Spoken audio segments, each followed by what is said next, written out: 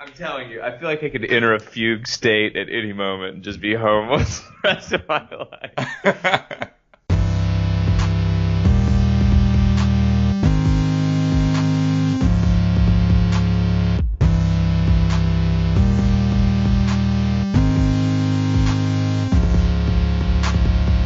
Hello, everybody, and welcome to the Tether Radio podcast, the only podcast keeping you from spiraling out into the infinite abyss.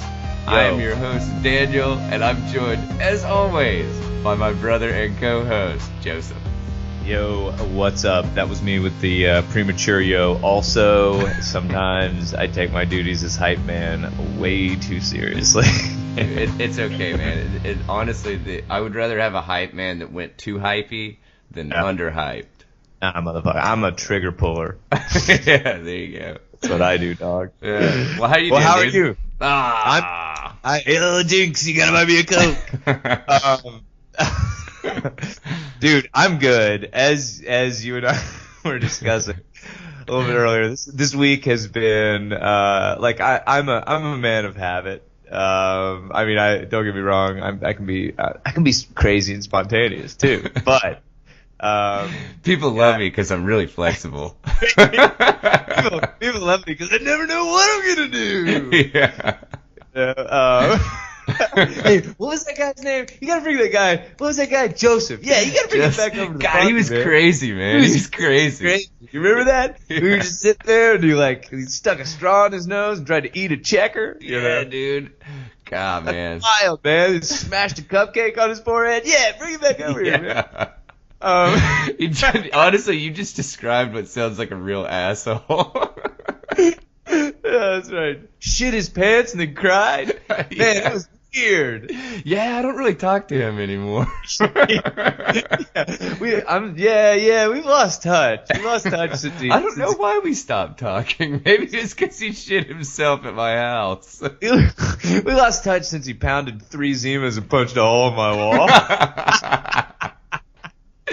Oh, that's awesome. But I digress. Anyway, I'm a man of habit. And this week there were a couple of curveballs thrown. So now I'm back on the horse though, ready to rip with the Tether Radio podcast. How was your week, man?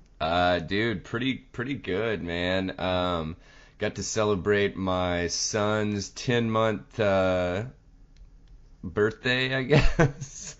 Okay. And yeah. I mean, it was a pretty busy week, man. But you know what? It's wrapped up fine, and I got nothing but time now. Good. Okay, so before we hop into this, just keeping with the theme of throwing curves this week, I was thinking about something. So I just dropped my wife off at the airport. She's headed back east. And I was thinking about this on the bike ride back. I ride a motorcycle and was riding back, and the thing about motorcycles is there's nothing to distract you, so you get a lot of think time. But I was thinking about this on the way back, and I want to drop this on you real quick. We're going to take 5 minutes to cover this, maybe 10, but this is interesting. So, I don't know if it's interesting. We'll discover if it's interesting. But just a thought. Anthony Bourdain. Okay. Do you watch Parts Unknown? I have seen it before, and I've seen No Reservations. Yeah, no reservations or Parts Unknown. Yeah. I think it was Parts Unknown was the last. It was iteration before he died. Yeah. Well, so which have you seen? Because this is important. Did you see Parts Unknown? Yeah, I think it was are you talking about which episode did I see? Yeah, did you see any in the last couple of seasons? Myanmar. Okay. I think. So shit was dark. Yeah, dude. Yeah. In the last couple of seasons, and I mean, hindsight's 20/20, whatever. But shit was dark, dude. He's totally bummed out about the state of the world. It's he'll travel to all these places, and it's just there was one, I don't know that this was the last couple of seasons, but there's one where he's in Italy and, he's supposed to go like, free diving for seafood. And this weird whacked out, Italian chef was having like his sidekick throw dead octopi, whatever. Yeah, I actually found out it's actually octopuses. It's not octopi. Well, I was kind of kidding. I'm glad it's not, because it's absurd. But octopuses, it was like throwing dead seafood into the ocean, and then this guy was like pretending like he found it. It was really weird. But anyway, there was like shit like that where it was like he was just bummed, right? Yeah. Like the guy was getting dark on the state of the world. Yeah. And his girlfriend, Asia Argento, right? Who is the daughter of Dario Argento, who I think he's still living. Maybe not, but an Italian horror film director. Okay. Mm-hmm. So, did you see the news last week about Asia Argento? In regard, because she was part of like the Harvey Weinstein stuff.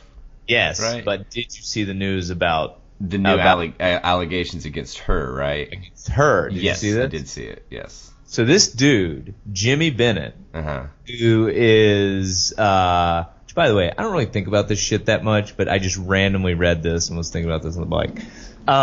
This dude, Jimmy Bennett, who played Captain Kirk as a kid, right? She like banged him and he was like 17, okay? And then he came after her, right? And they settled for like $385,000 or something like that. Yeah. Not a small sum. Yeah. Get this shit. Bourdain was involved in that, was dating her when this Jimmy Bennett guy came after him. And part of the reason, and I'll see if I can post this article on our show notes, but part of the reason that they think that Jimmy Bennett went after her when he did was because she was dating Bourdain and he thought he had dough. Really? So this is what I think, man. I think the dude was in a fragile state. Like if you've seen Parts Unknown and No Reservations, he talks about he seems like a relationship kind of guy. He's a very sensitive dude, right? Yeah.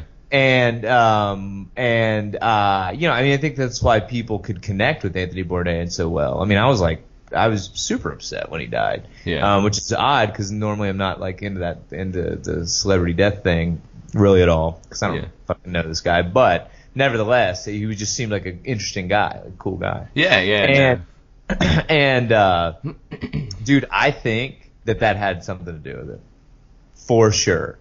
I think he was like dark on the world, like had gotten punched around a little bit with relationships, and then all of a sudden, his girlfriend, who by the way was one of the first accusers of Harvey Weinstein, which we've talked about on this podcast a couple of times. Yeah. And then boom, left field, turns out that she had done the same shit.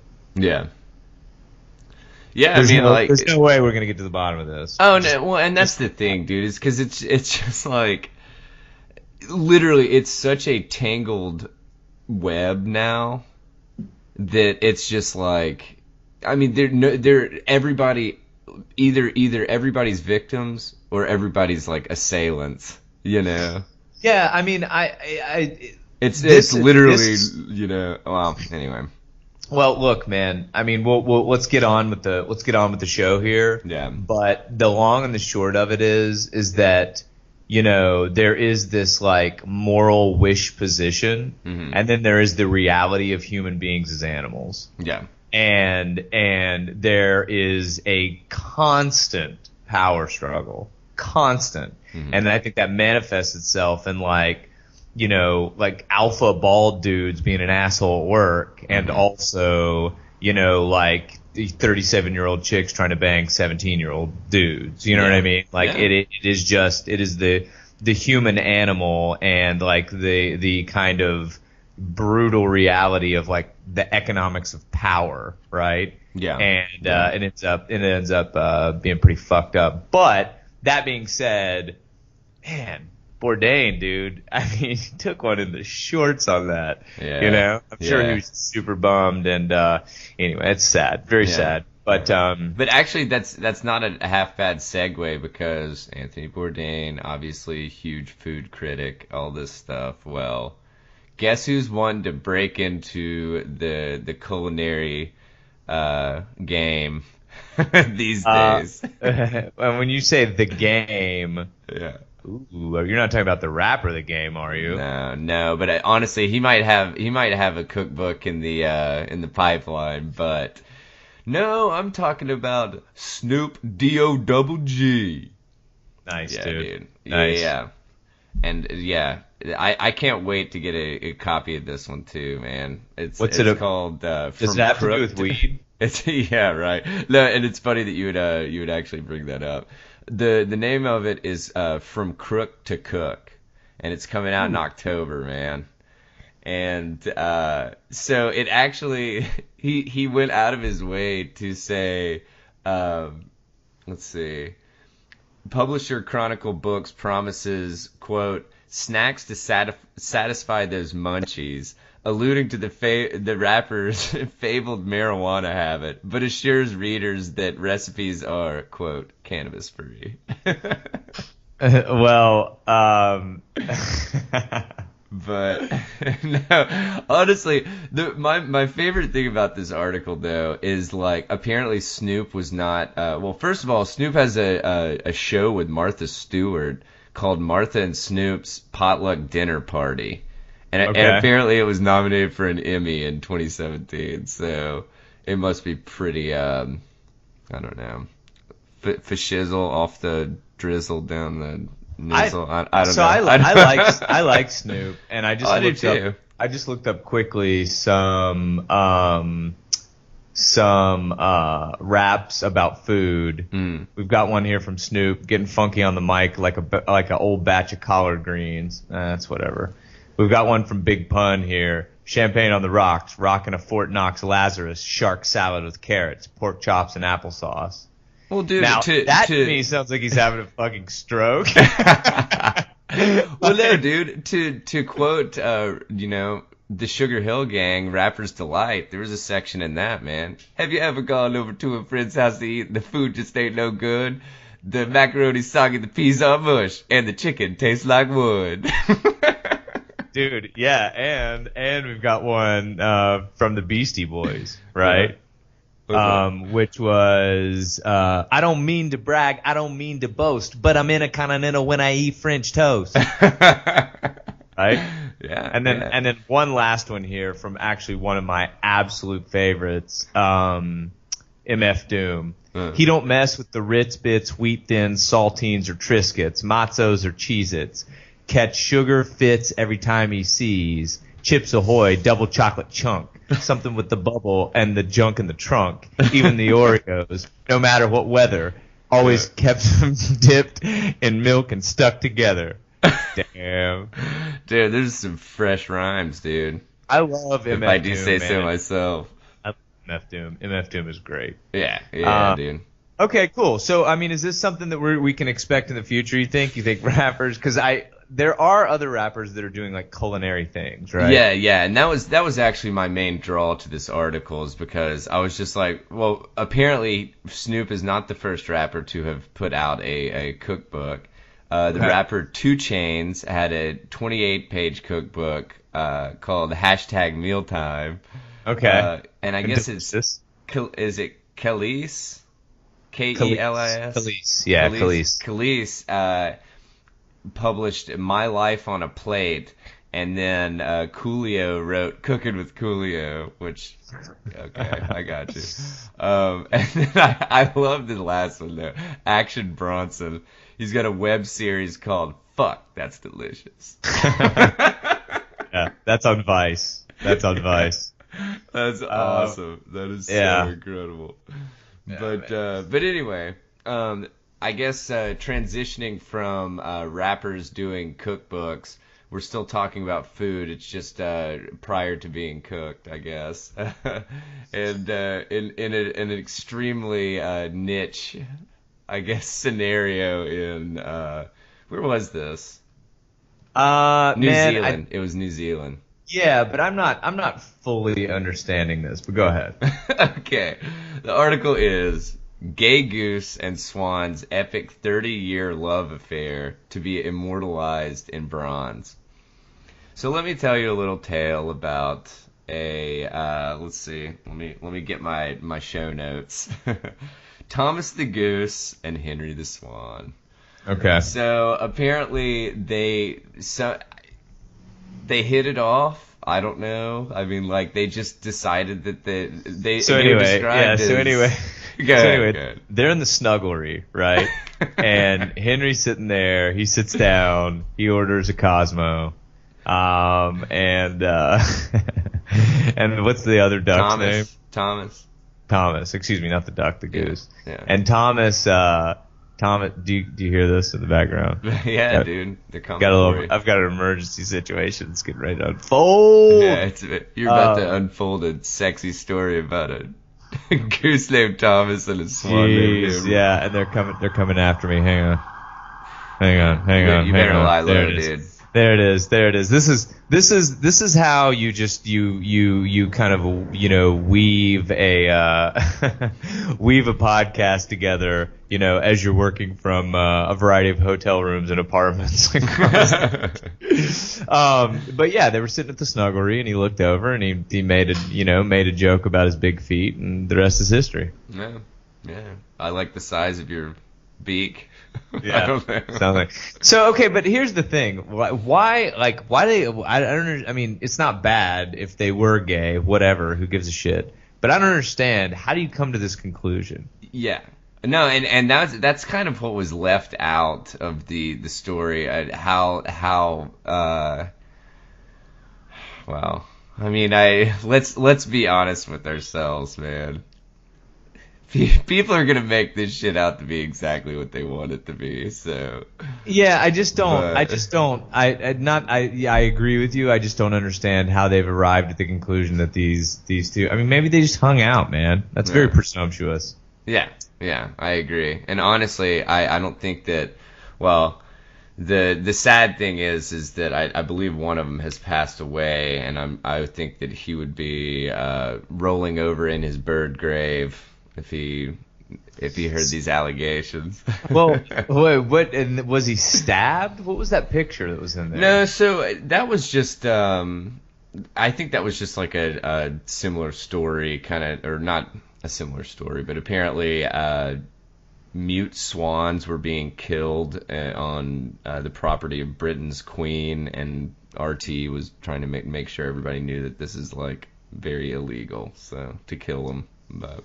To kill a mute swan? I guess. Yeah, but, well, you know what? The best part about killing mute swans, the community ain't gonna say shit. Yeah. But anyway, so they're actually trying to, or they've decided that the staff at this bird sanctuary or something, they're trying to raise $80,000 to fund a life-size sculpture of the birds to commemorate the rare interspecies love affair. All right.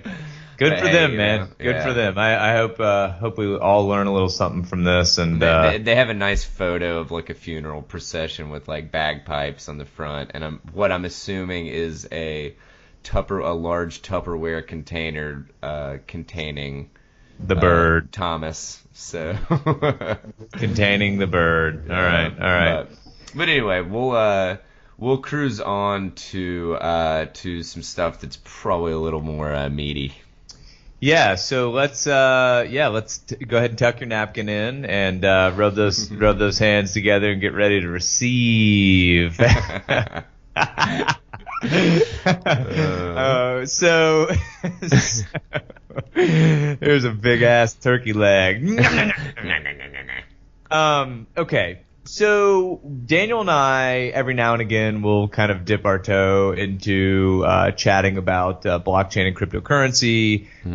This is a tech that both of us have been, into for a while. It's very, it's very splashy and catchy now. But I've been working on this stuff since about late 2013, early 2014. So every now and again, we'll just kind of poke around on it and see what kind of the state of the world is there. So this article popped up last week, and interestingly enough, when I was working at a company that built blockchain infrastructure for large enterprise groups, big banks, big car companies.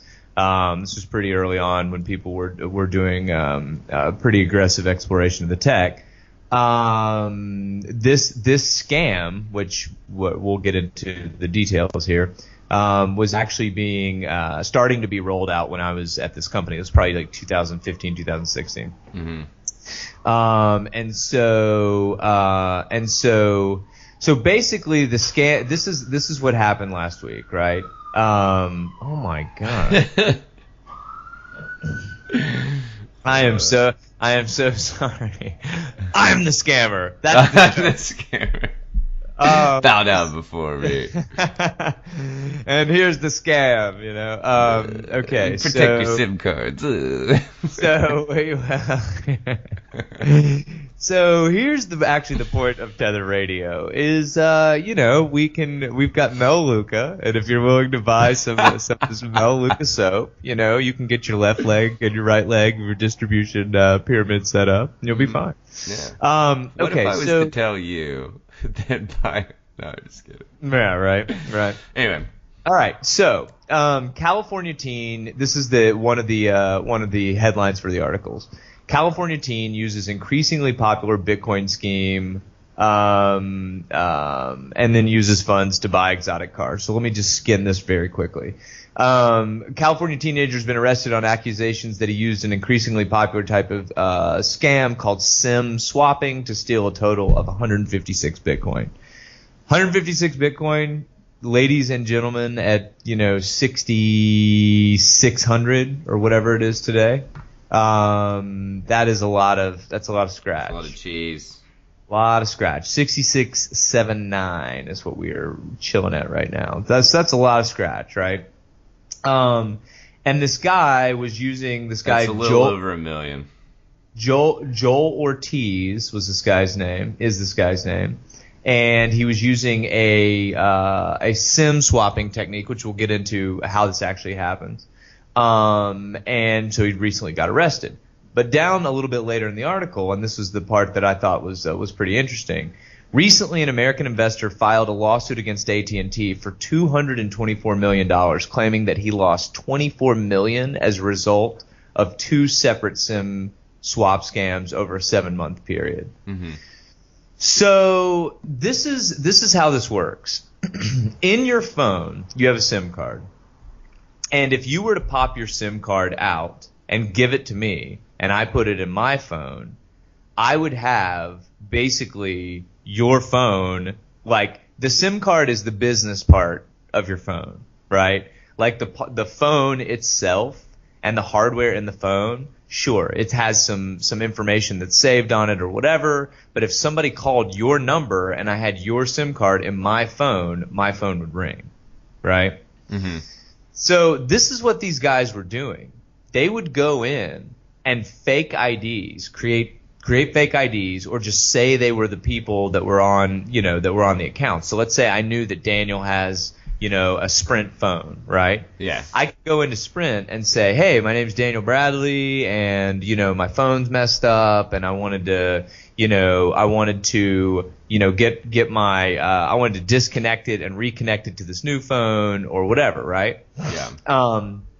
And through this process of just getting this phone number ported over, you could be in a situation where somebody could basically SIM swap.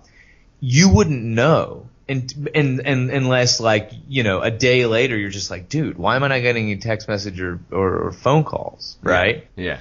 And so they literally go to the phone company, socially hack the phone company, mm-hmm. convince some knucklehead at the phone company to switch the line, and then they just take you for everything that you're worth. Now how can they do this? Might be the next question, right? So like brute force attacks on passwords, password hacking at this stage is like a foregone conclusion. Like it's not that hard, right? Yeah. 2FA makes things a little bit more complicated. Two-factor authentication, right? Yeah. And that's like when you get a text when you sign in to your bank, and then they say, take this 6-digit number and put it into this field and whatever, right? And so, but if you're not using something like Google Authenticator or God, what's the other one? Do you have any of these? Any of these 2FA services that Authy is the other one? No, I don't have I've got it just set up so that, I thought that the 2FA stuff was basically like, oh, you try to sign in and it sends you, whatever code to your cell phone. The short answer is get Google Authenticator. This is anyone that's listening to this podcast right now. Get Google Authenticator or get Authy. They're not without their loopholes, but the difference is Google Authenticator and Authy are actually attached to your physical phone, the hardware on your physical phone, which means that if somebody ported your phone and did like a SIM swap scam on you, and you were using 2FA that was powered by Google Authenticator or Authy, they would actually have to have your physical phone in their hand to be able to get into your account. Gotcha. So not only would they have to figure out a way around your password, but they would also absolutely have to have your phone, which means that if this is a drug cartel, and they've got you hanging upside down and they're going to like saw you in half with a chainsaw, yeah, they probably have your phone, right? But if it's like some shithead Russian kid who's like, doing this 1,000 times a day, they're obviously not going to have your phone, right? Yeah. And so anyway, first of all, get Google Authenticator or Authy. Both will work. I think Authenticator is like the preferred kind of 2FA, generator or whatever, code generator. Authy's got some holes. I'm not exactly sure, but I was chatting with a buddy briefly. Gotcha. Anyway, long story short, when I was working at this company, the CEO of this company got a call, and I was like, my desk was like in this little bullpen area where his desk was. At the time I was working on as a technical sales guy there, technical sales lead at this thing. Yeah. And this kid gets on the phone. He's like, I have your password. Give me your coins. What? And he's like, what? And he's like, give me your coins. And he's like, no. And the kid's like, okay, well, I'm going to port your phone, right? And so then the kid hung up, and it was like this, I don't know why the guy would call him before porting his phone. That's a really good question. Yeah. However, they both had to call in, were calling in at the same time, and there was like all this confusion because this guy was telling him that he was, the hacker was telling him that he was, my CEO. Yeah. And it was just totally wacky, right? Yeah. So here is the crazy part, and then I'll wrap this story with this. If you call in to the cell company, and if you get a wild hair or you have a couple of drinks and you don't have shit to do, try this. Call in and call in from like somebody else's phone number and try to get information on your own account, right? And try to convince them without any information that you are this, you are you. And try to get in, right? It is crazy easy. Oh yeah, dude. Crazy simple. Because these people, there's no process, right? So and so if somebody is not like letting you through, like if you're a hacker and you're trying to like socially traverse Sprint or AT&T and Verizon and get account information, all you have to do is continue to call back because it's some It's just finding the right rep or whatever that's gonna like whatever, right? Dude, it's at a call center, man. And and if somebody's accessing your account, they do not have a mechanism to notify you that your account is being changed. It doesn't happen. So like the first thing that everybody started doing when I was at this company, and again, this was 3 years ago at this point, but the first thing that everybody started doing, we all got on the phone with our cell companies and we were like, hold on, you're telling me that, like, what's the process? Walk me through the process if somebody calls in and tries to impersonate me. And they're like, well, they've got to get this information, right? Well, it's like shit like, what was your first address, right? Or like, what school did you go to? Like, a lot of information is public information anyway. And if somebody's dealing with 5, 6, 7 figures of crypto, like, I think people will put the time in to do the research, right? Yeah. And so anyway, long story short, man, call your phone company. One of the things that we figured out when I was working at this group, and by the way, I mean, this is just good practice, I think, even if you don't hold any Bitcoin or anything like that, it's just good practice for your bank, right? Yeah. But well, I mean, a lot of people have, payment stuff through their phone, like Apple Pay and, Google Pay and all that jazz, or whatever that stuff's called. No, absolutely. This is totally true. So anyway, it's just, you can call in, and what you can basically do is you can get them to set up notes in your account. And what I did is I said, there will never be a time where anybody calls to ask about this account that does not have the correct information. There will never be a time where somebody says, I lost something. You know what I mean? Ever. It will not happen.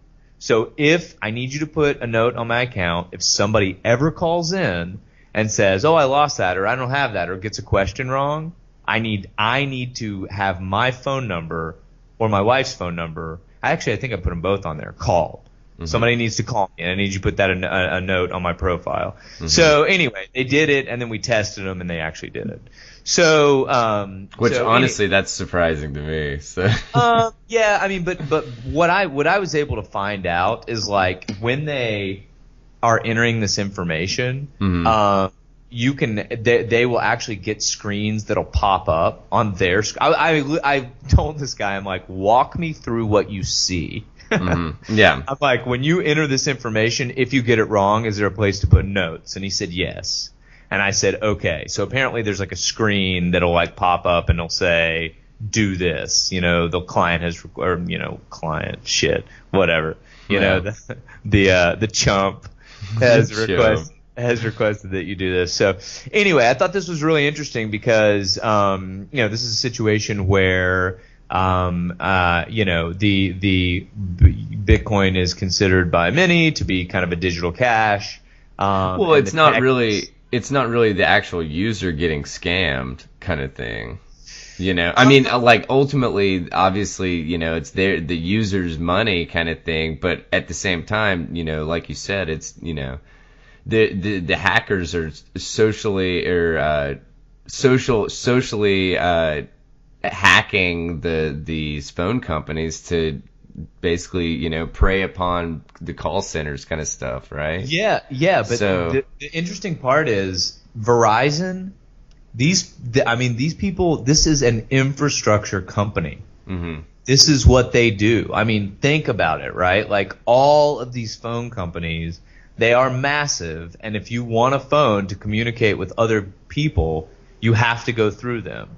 Yet their security is so shitty that some teenager from Des Moines can call in and socially hack your account. Like, if that's the case, then what is happening with people that are completely technically savvy? Yeah. I mean, dude, it's just a joke. Anyway, you and I have talked about this a couple of times. Here's the deal. If you haven't been hacked, it's because nobody's tried. Yeah. Well, no, because there are billions of people in the world, and like your ticket's just not up yet. Yeah, for sure, dude. For sure. So anyway, call if you do have any further security concerns. Definitely give your phone company a call and ask some questions. get them to set up some redundancies in your profile with the phone company, and we'll post a couple of these links so that y'all can take a look around and poke around and kind of read some of these experiences. But crazy, man, millions and millions and millions of dollars were lost. So yeah. So then I guess the question is, if you're caught hacking and you go to the slammer, what are they going to want? Free labor from you? Are they going to what's going on with this? What's going on with this? That's funny that you would ask. Yeah.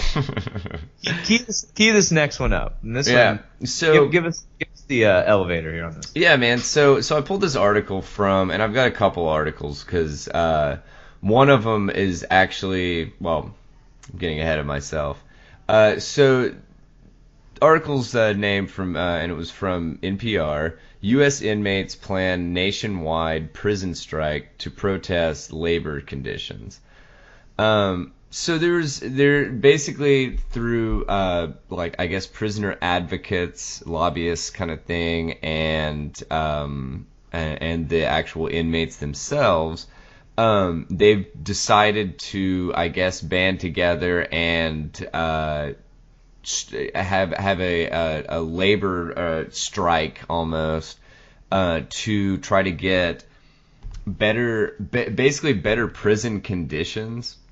Okay. They were trying to get like more rehabilitation programs. They were trying to get like sentence reform, so that it's like if somebody received life in prison, they would always basically have the potential to get accepted for parole. So there would be no life without parole sentences. And then in some states, convicted felons can't vote. And right. So they wanted to have that lifted also. These were just kind of some of the things that I pulled that they were actually talking about, specific things that were mentioned that they were trying to achieve with this strike.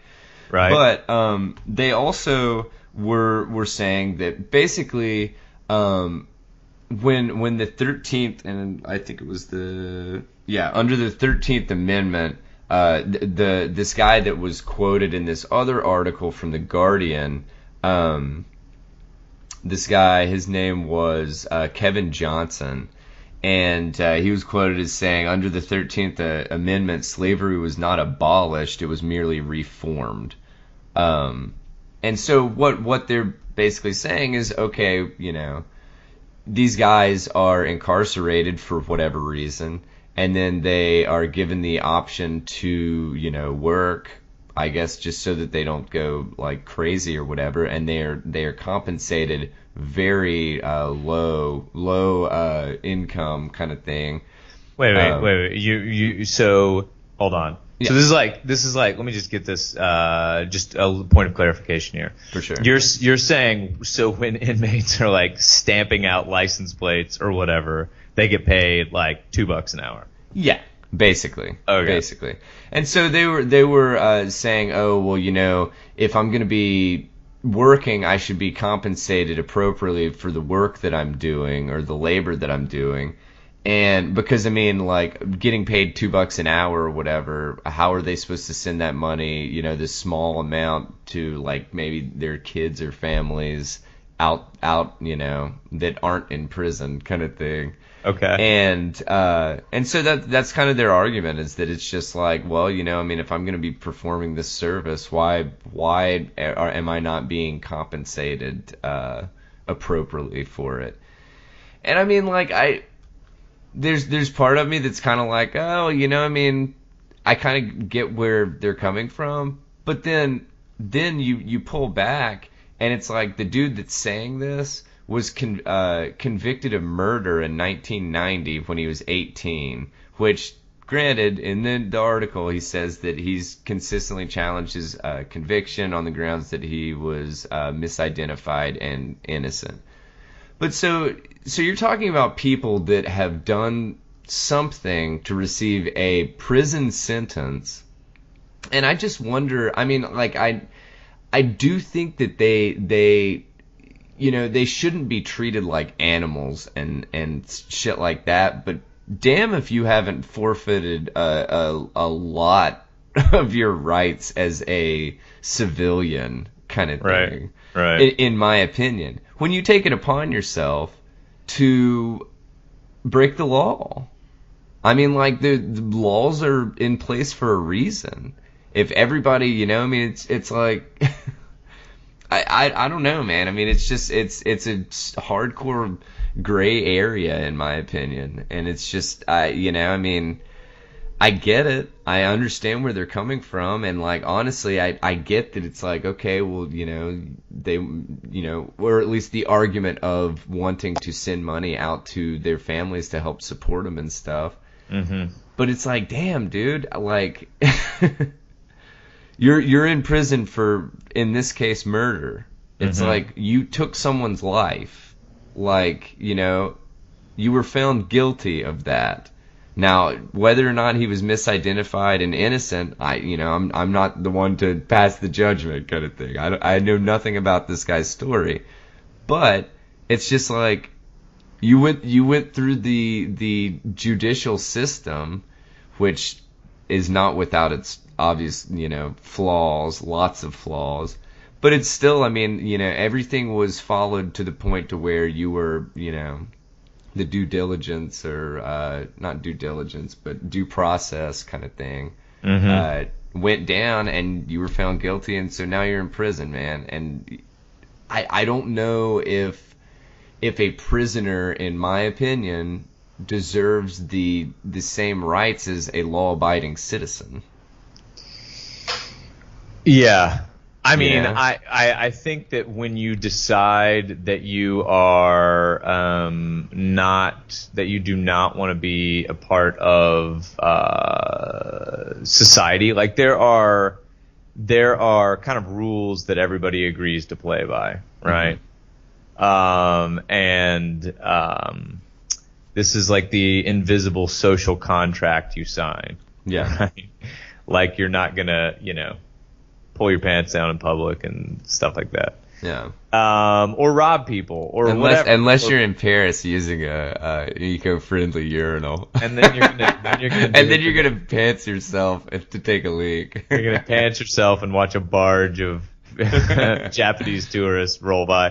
But yeah, I mean, this is what we do. You sign this invisible social contract that says that you're not gonna punch people in the face on the train, right? Yeah. And you can definitely, you can go against this invisible contract. You can do whatever the hell you want, but there are repercussions. So, I mean, I think that if you do that, if you go against this, social contract, and you could, like I said, you're more than welcome to do it. That's kind of the freedom of, you as a having like total self-determination, right? Like this is a free world and you live in it, and if you want to throw your office chair through the window and like walk out and blow the place up, you are entitled to do that. You can absolutely do that. But if you get caught, there are repercussions, right? Yeah. And so I think with and by the way, when I say you can do that, what I'm saying is it is physically possible. This is the free world you live in. Yeah. The world that where you are not like literally handcuffed. Yeah. And so if you do abridge that and you get caught, I 100% agree. The penalty should be more than simply your freedom. It's not. If you have decided you do not want to live in society by your actions, then you should not get the same rule book that the rest of us get, right? Because here's the thing, right? Like I can try my damnedest, pay all my parking tickets, open doors for people. Somebody drops some money, I pick it up and give it back to. I can do all of these things, and I can still get shit on by my circumstances. And now we're both entitled to the same $13 an hour. Nah, no way. Yeah, well, and that's kind of one of the other things that they talk about. By the way, I'm paying for you to be incarcerated. Also, exactly, because it's one of these. They talk about how they're not provided. They're not provided health care in the same sense as someone outside of prison would be. Which, I mean, the hell, you're not provided health care outside of prison, You're not provided health care outside of prison, period. Yeah, well, no, I agree. And, they also say, like, nutritious food or clothing, and stuff. I mean, basically, you are given, in prison, you are given the bare minimum to allow you to keep living. And I think that that's how it should be. Because you've taken it upon yourself to do something that has forfeit your, all these rights as an upstanding citizen of the United States. And obviously, I'm just speaking about the United States, but I mean, you forfeited those rights, man. And so it's one of these it's one of these situations that it's very difficult to, in my opinion, to find sympathy for these people that it's like you decided that you didn't want to follow the rules, man. This is what happens when you don't follow the rules, kind of shit, Yeah.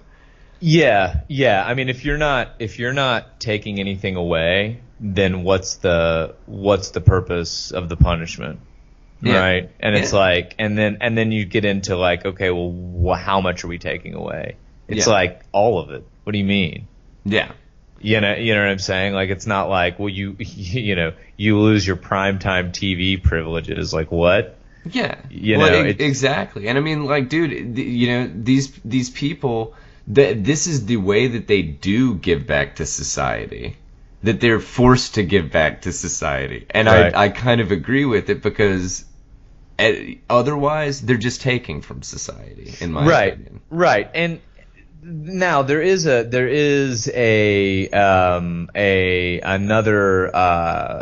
many aspects to this. Yeah. But there is another kind of thought here also, which is like, is the way that we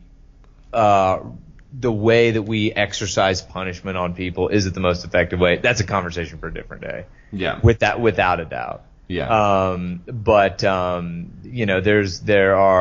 We should completely get into that sometime on a future episode, without a doubt. Just the nature of punishment and how effective it is. And man, I'm just a slight aside. There is a philosopher that. God, what was the book? It was called Madness and Civilization was one, and the other one was called Discipline and Punish by Michel Foucault. Mm-hmm. Foucault, I think. And it just discusses like going from this idea of punishment, going from like punishing the body, because in like medieval times, like you stole something, they cut your hand off. Yeah. Right. Yeah. To like punishing the mind. And how like that jump to kind of like punishing the mind was so much more destructive. It's like if somebody stole something and got their hand cut off, like they're not going to be stealing a lot more things. Like that's not going to happen. Yeah. Or at least they'll have to do it with their other hand. Yeah, that's exactly right. But anyway, so it's an interesting point. I mean, I tend to kind of lean on the side that like, if you do something to where you cannot be a part of society any longer, then that's kind of whole cloth. Yeah. I mean, it's just. I don't know, man. I just I honestly I kind of find it fascinating that it's because they were talking about how they were going to achieve or whatever, how they would go about striking, and they were talking about sit-ins, work stoppages, and hunger strikes, which I don't know. I mean, it just doesn't make a whole lot of sense to me, to be perfectly candid with you. And I mean, like, well, I don't know if much, if anything, would be achieved by it. So. Well, I think that this type of civil disobedience, like, I think people are absolutely welcome to do it. And if something changes and they're able to like get some sort of change from this, and it's like, you know, things go towards kind of what their goal, like, more power to them. You know what I mean? Like, if they can leverage their situation and get that going. I just don't think, I don't think that, if somebody wants to starve themselves to protest prison conditions. Like, the bigger problem is that this is a whole different rabbit hole. The bigger problem is that we used to send people to prison for like marijuana possession for life. Like those kinds of like ass backwards policies are absurd. Like, somebody has a little bit of crack on them and you send them to prison for 10 years. Like, what? You know what I mean? Like, that's just that's the bigger problem to me. Once you have, so it's like we definitely need some reform in the way that we kind of understand like really what a crime is, you know? But the reform doesn't need to be no, totally agree. In regards to inmates, it's totally the regulations, rules, laws, reform. Totally agree with you. Completely agree. But, completely agree. So let's truck on here. Let's truck on. Do you have a Fitbit or an Apple Watch or anything like that? So I actually have, Megan has an Apple Watch, and then I have like a Garmin GPS watch kind of thing. So, but and do you use it? Yeah, I use mine every time that I run. So. And what, like, have you ever plotted a route to run and then kind of, checked it with this with your fitness device? Yes, I believe, because I think at this one park they actually have like laps. Or they're actually measured to be like 2.4 miles or something like that. And I mean, I'm pretty sure that my watch was at least accurate to the point of like 1/10 of a mile, if not less, kind of thing. Right. Well, so here's crazy. Here's what's crazy. How long did you run? How far did you run? How far did I run? Probably like 2 laps, so about 5 miles. So 5 miles, and you could have been off 0.2 of a mile. Something like that. So that is a meaningful percentage. Yeah. Right. Yeah. And so that was the comment here on this article from this week, a short little opinion piece on fitness trackers. Yeah. And so there are we're gonna kind of take this in a slightly different direction, but I just wanted to discuss this briefly here. So fitness trackers, and I don't think this is a huge surprise. I actually used to have a Fitbit, one of the earlier Fitbits, and it was such a piece of shit that I just quit using it. Yeah. But a Fitbit, which is what this person is talking about, is actually was pretty far off when this person started, really drilling in and kind of measuring, what their activity levels were. In this one man's kind of scenario here, he was saying that the way the Fitbit was tracking his activity was actually adding kind of a 25% premium, right? Yeah. Which is substantial, right? Yeah, and a side note is the difference, because all these smaller devices like the Fitbits, the Apple Watch, I was trying to think, what are the other I think Fitbit, Jawbone's Apple, got one. Yeah, Jawbone's got one. Garmin, you mentioned Garmin. Garmin's got one. But so there's a difference between them using accelerometers versus actual like GPS. And so the GPS is going to be substantially more accurate as opposed to the accelerometer, because the accelerometer isn't taking actual data points, it's just tracking motion. Right. Thing. Right. And changes in motion. So. Right. Right. So if you're playing tennis or something. Yeah, well, I mean, you could potentially be like, I'm trying to think of, I don't know, hell, dude, if you make like protein shakes or something, maybe like even shaking some kind of protein shake up. Like a shake weight. Yeah. It might register. Like if you wail on shake weight. If you wail on a shake weight, yeah. But every time I think of shake weight, I think of the oh my god, the South Park episode that it all at the end of your workout it let out a refreshing spray of water. It was so awesome because it'd be like tick, tick, tick, tick, and then it'd be like yeah, dude, the shake weight. It's amazing. If you haven't seen that episode, it's the phenomenal. Shake weight is one of those things that when aliens land, they will just be like, "What the fuck is this?" Yeah. But anyway, so yeah, getting back to what you were talking about, yeah, most of these things are using accelerometers. So I just wanted to draw that distinction, I guess. Right, and so the accelerometers are just crazy inaccurate, right? Mm-hmm. And in regards so to like distance and shit, distance measuring and steps and stuff. So right. So, but when you get one of these devices that uses GPS, it's much more expensive, correct? Normally, and it's going to be larger. So and it's going to be larger, right?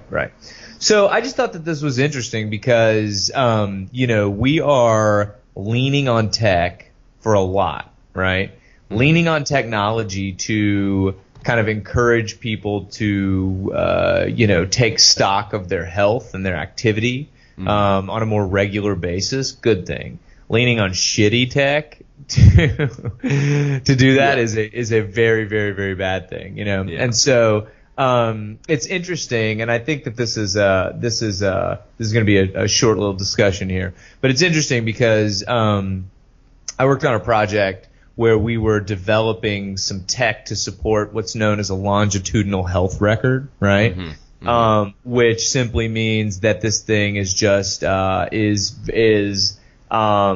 your health picture is not kind of constrained to this like myopic point of view of only when you're in the doctor's office, right? And so the idea is if you have a heart attack or whatever, you could be given a device. This device could be measuring your activity outside of in your daily life, and then that activity could be, boiled back up into the hands of your care providers, such that ultimately your care cycle is shortened dramatically, right? Yeah. And so, yeah, man. I mean, like, obviously, this technology it needs to advance a little bit, and so I had a note here on GPS, and I just wanted to mention this quickly. It's kind of a non sequitur, but I thought this was interesting. Mm-hmm.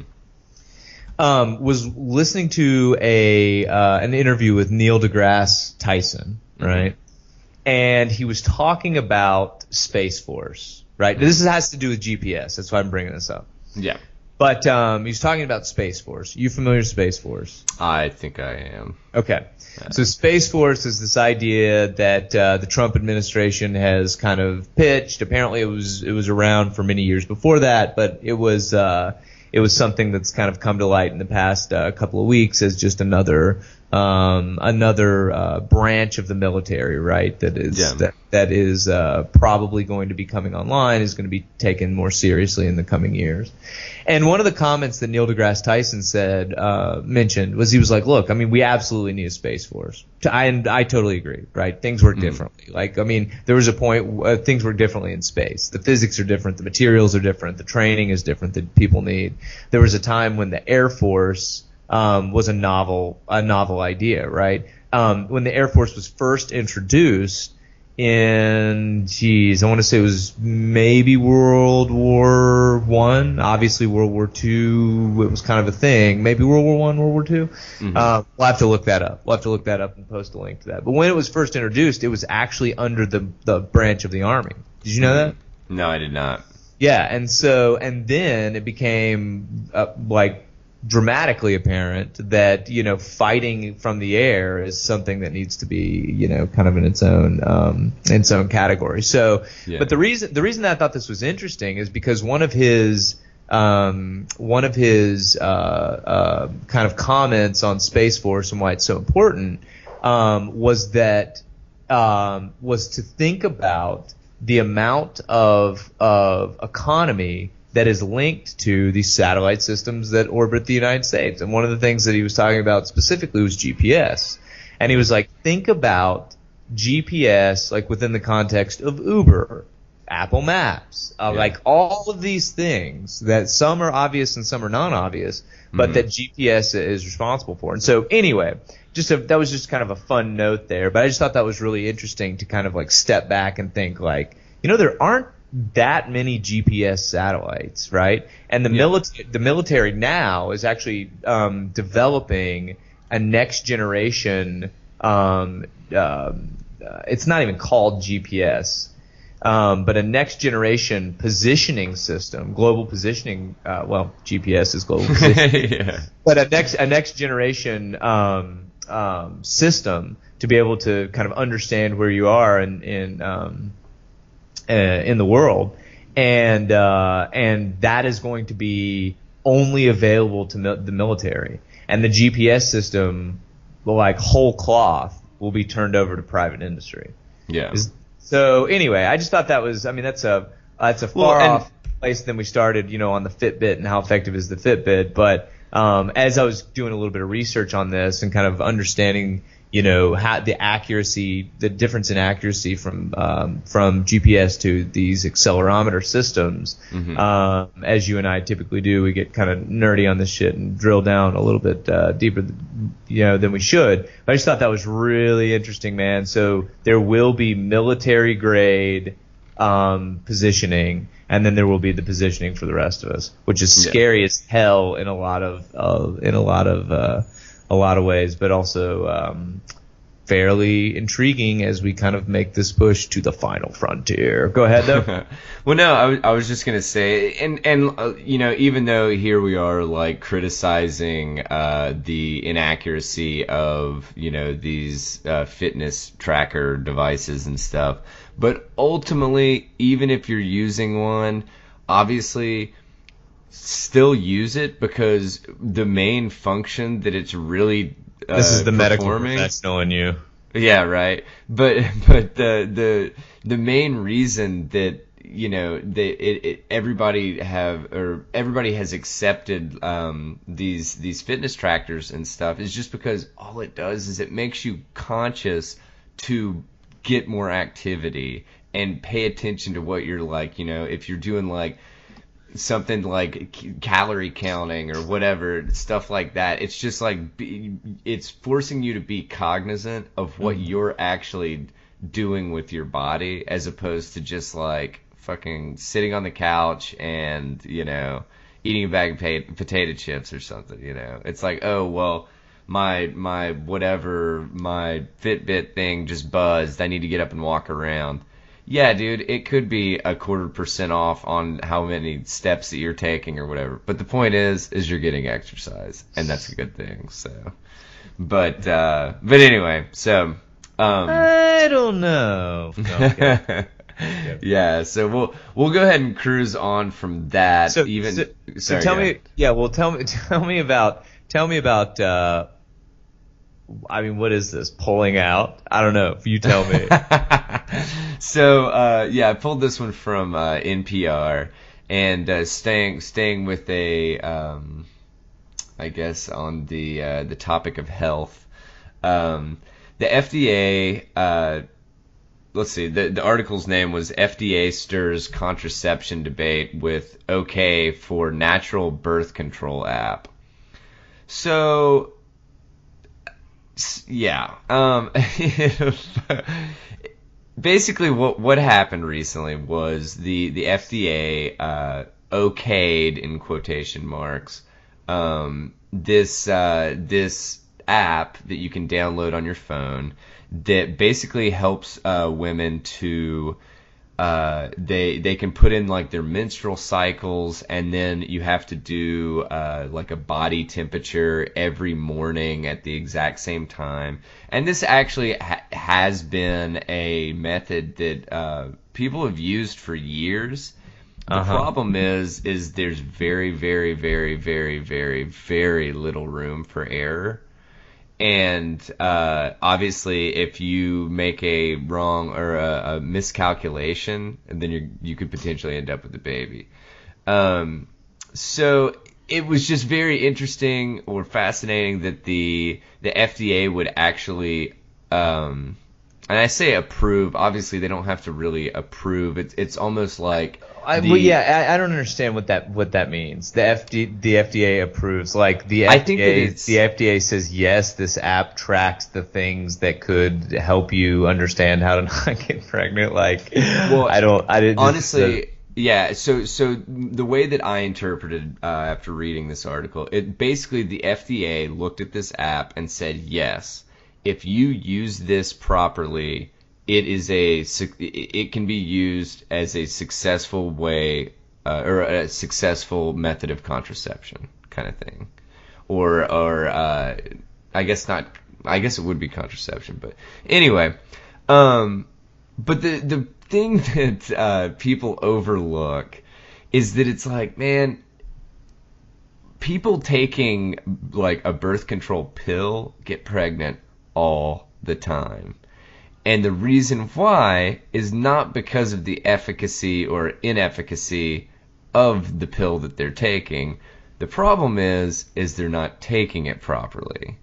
And that's why, I mean, even with birth control pills, I mean, they're 99.9% effective, but they're only 99.9% effective if they're taken in the most appropriate way possible, you know?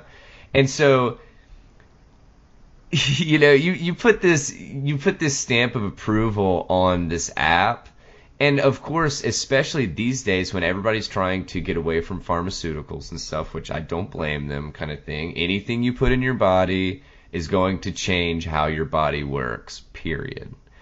And wait, isn't that the point? Well, you know, yeah, but I'm just saying, like, no matter how benign a medication is or whatever, it's going to change. You know, you're going to potentially have side effects. You're potentially going to have adverse effects. You're going to, you know, all this different stuff. You're introducing a foreign thing to your body. Right. But and so I understand why people would want to embrace this as much as they do. Okay. But it's just, man, I mean, like they were talking about this study that they did in Sweden, and you know, they when they were doing like preliminary testing, 36 women in Sweden got pregnant despite using monitoring their cycle with the app, kind of thing. So I mean, it's one of these situations that it's like, yes, it can be effective, but it's not going to be as effective as some of the other like forms of contraception, you know? Right. Or you know what the only 100% effective method? Abstinence, baby.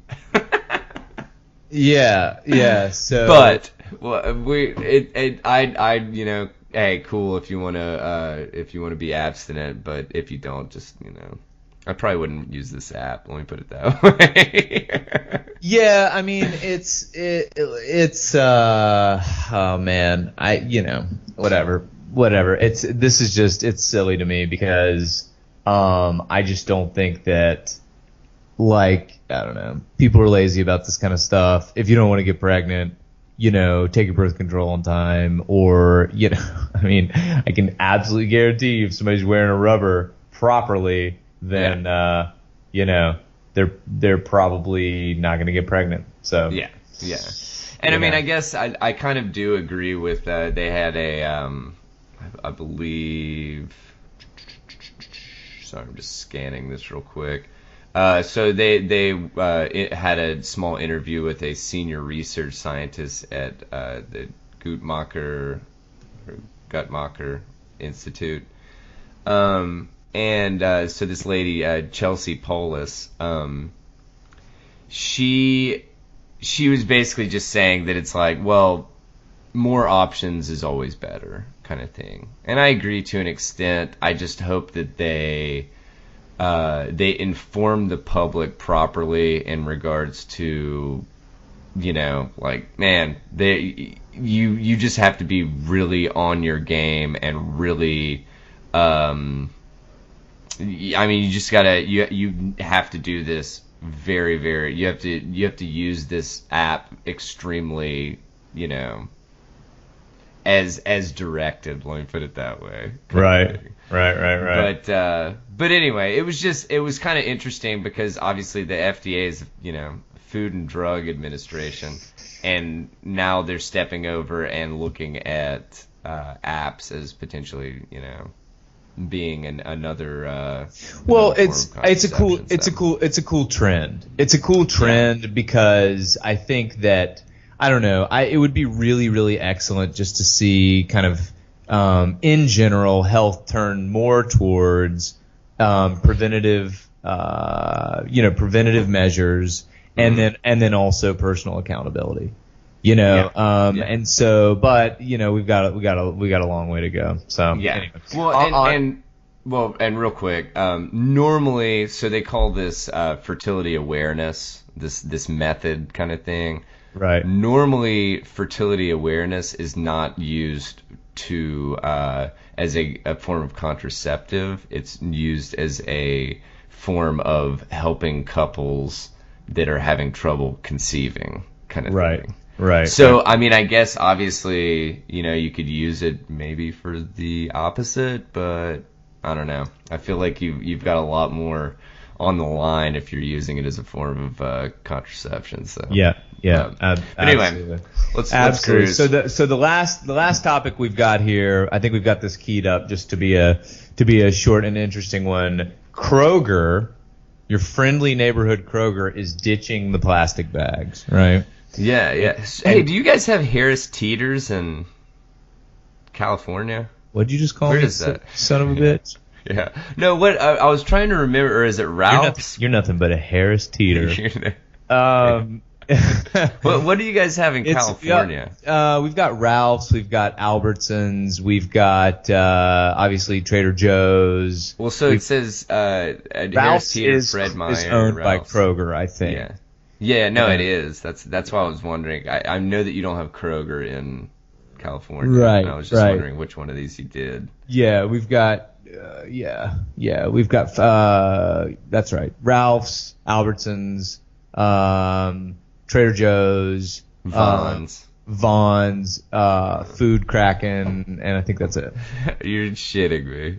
What? Food Kraken? Yeah, I'm definitely shitting. I was like, what the fuck? Yeah, Food Kraken aren't like terrifying savings. Saving so good they'll drown your ass at sea. Yeah, right.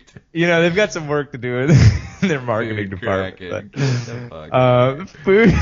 I was like, dude, that sounds like the worst name for a We've got GG's, we've got Food Kraken, we've got Food Tire, we've got Turkey Mouth. Yeah. So, but so you threw this up on our agenda here. Yeah. And you were asking me about it, right? You were like, what's the deal? Well, you said that they've basically all but rolled this out already, right? Yeah. So you can bring your own bags, right? Like that's what they're trying to encourage. And you can bring your own bags. And if you forget your bag, then what they do is they strap you to a chair and they make you eat everything. And they say, "What's the matter, fat pig? You don't care about the environment?" And everybody they make you eat a bunch of plastic bags. That's exactly right. They put a take it. They put a 6-pack holder around your neck, You know?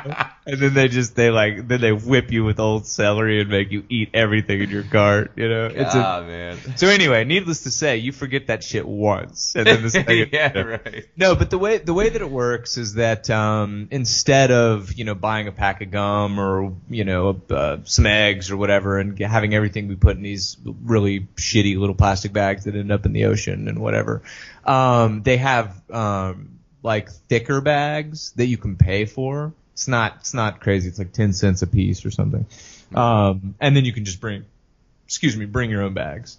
So that's kind of the gist of it. I can say that that's probably been going on 4 or 5 years, maybe a little bit longer. And when it first, I've been in California over a decade. And so when it first went down, I was like, man, it sounds like a huge pain in the ass, but it's actually not. It's pretty. Yeah, but dude, I've seen your refrigerator. You don't go to the grocery that much. yeah. So it's actually not a huge pain in the ass because my weekly grocery shopping is a sleeve of Ritz and a can of beans. Yeah, right. So it's like, for me, it's like left pocket, right pocket, and I'm good. I'm still. You just wear a heavy coat. I just wear a heavy coat. That's exactly right. No, but it's not a huge pain, and it's if somebody goes and does like a grocery shopping trip, you just get into the habit where you take a bunch of bags, dude, I mean, everybody gives these things out now, I mean, you go to, any event, any 5K race or whatever. I mean, I'm sure you've got tons and tons and tons of these little disposable or these reusable bags. Yeah. So it's actually pretty easy. I mean, I think it sucks for low income people, kind of shitty. I don't know, but at the same time, I don't know why they wouldn't have access to reusable bags because a lot of these things you don't even need to buy. They're free. I mean, literally, you could go to Goodwill, they'd probably give them to you. Well, and I would kind of wonder if there's not some kind of a program that it's like whatever, a fee waiver. I'm sure there is. You know what I'm saying? That it's like if you're on like some kind of government assistance thing, then it's like we're not going to charge you the whatever 10 cents, 15 cents per bag. So absolutely. But I mean I'm me well, man. I am about as far away from being an earth biscuit as I possibly can. Yeah. And I mean, our addiction to plastic really needs to get curbed. Yeah. I mean, it's absurd. Like we live in this disposable world that is not disposable. I mean, this shit goes in landfills. It's there for thousands of years. I mean, it's crazy how when you really think about, how much of what we have, is just completely built to break and built to be shoved in a hole where it lives for thousands of years. I mean, these things are not biodegradable at all, period. So I think that this kind of stuff, I think it's really, really good. And I think that with advances in technology, like, have you seen the biodegradable plasticware? Have you seen that? I don't think so. It sounds familiar, but I don't think I've seen it. It's made with some sort of potato, like ingredients from potatoes, I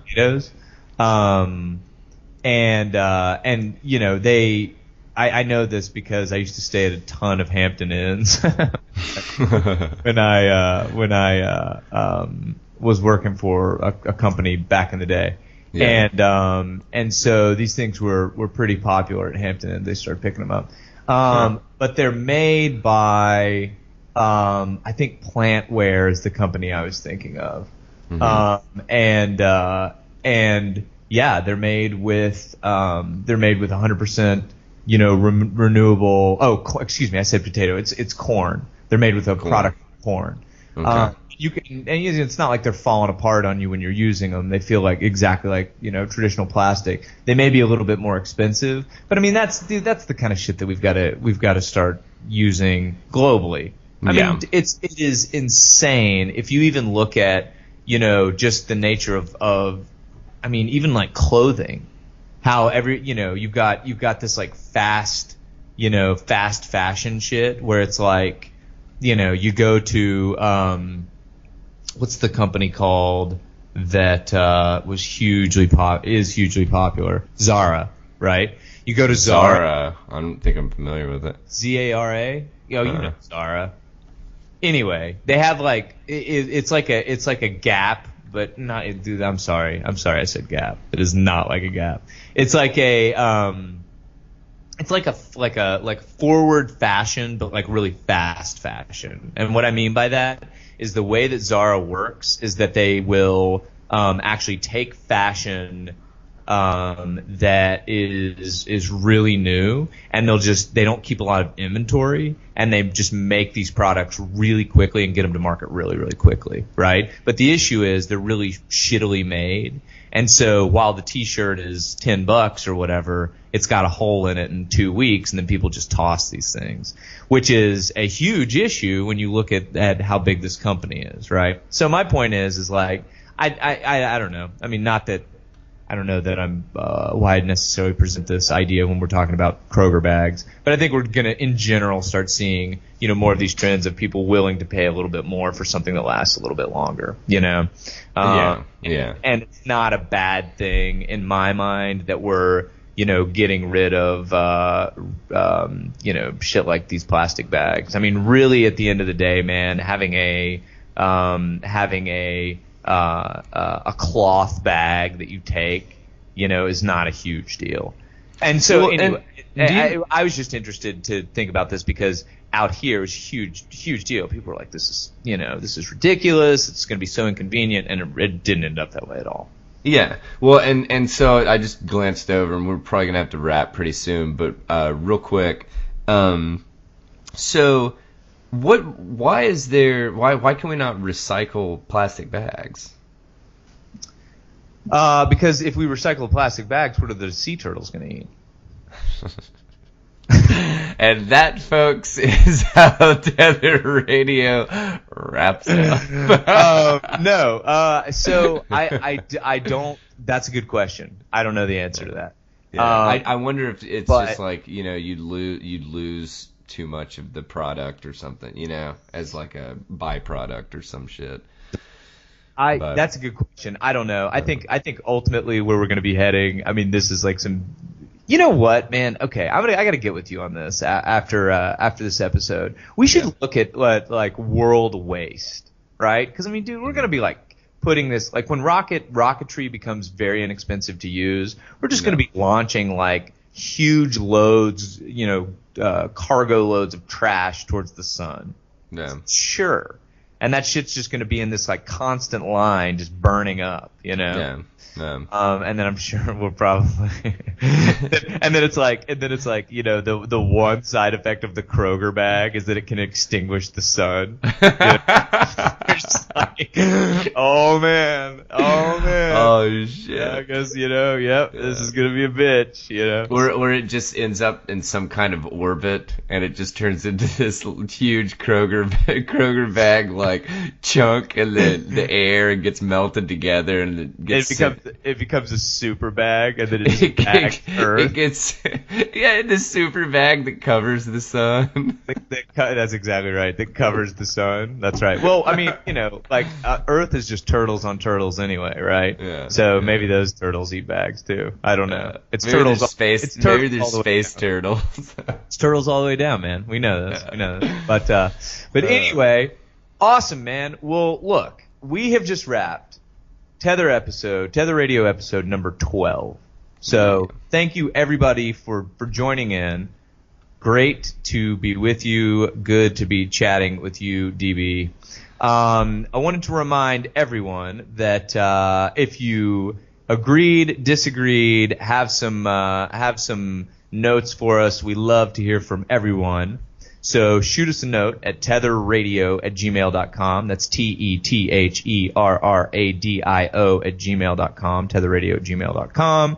You can find us on Twitter at tether_radio. The same handle on Instagram at tether_radio. And you can find us on Facebook, all one word, Tether Radio. So this has been episode 12 of Tether Radio. I'm Joseph. And I'm Daniel.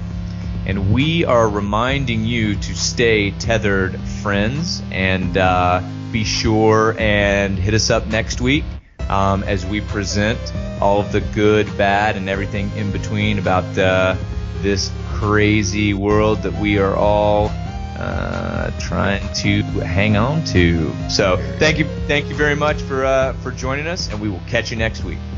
All right, see you guys.